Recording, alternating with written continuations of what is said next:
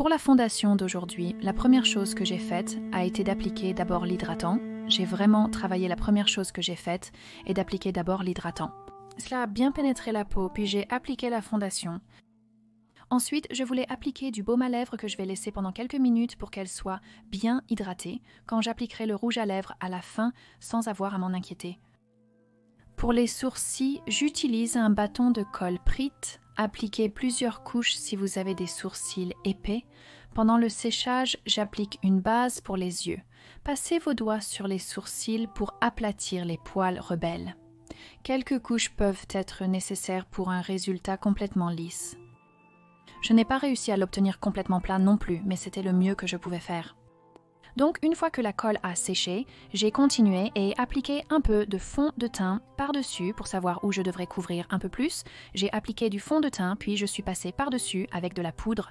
Et maintenant, nous allons passer aux joues. Maintenant, vous pouvez soit vous en tenir à un contour ou à un blush, mais je vais utiliser les deux couleurs. Et comme beaucoup de photos d'Edith Piaf sont en noir et blanc, il est assez difficile de dire exactement quelle couleur aurait été utilisée. Mais je n'aurais pas été étonnée si le blush n'avait pas été utilisé. Le contour peut-être pas autant, c'est pourquoi je veux mélanger les couleurs du contour et du blush maintenant pour l'ombre à paupières. Évidemment, j'ai déjà appliqué la base, mais je vais mélanger les trois couleurs que je vous ai montrées plus tôt. Et ce que vous voulez faire, c'est que vous voulez vraiment accentuer le creux de vos sourcils, surtout dans le coin interne.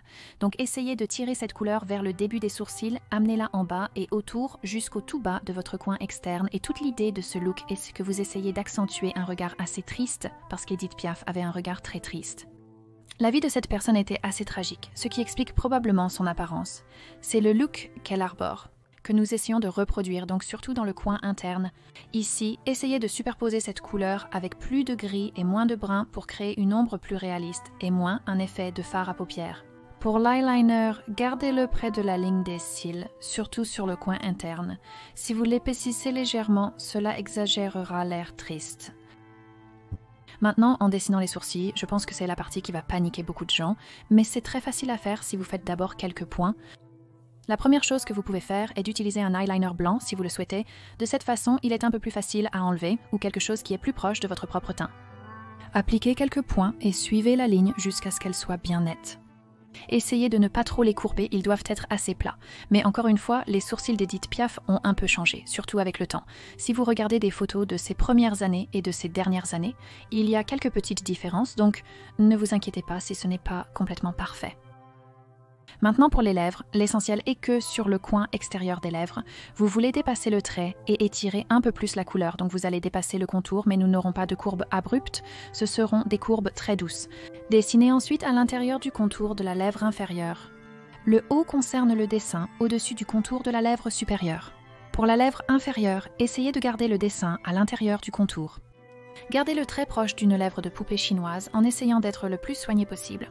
Et ensuite, je vais appliquer de faux cils et ensuite cette même couleur que j'ai utilisée dans le pli, je vais l'appliquer encore plus sur la paupière inférieure, juste pour rendre les yeux un peu plus tristes.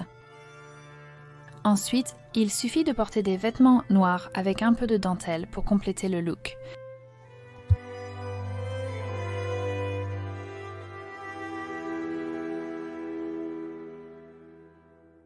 Niché dans un navire de verre, vous êtes cueillis directement de la mer. Tout emmêlé dans du fil de pêche.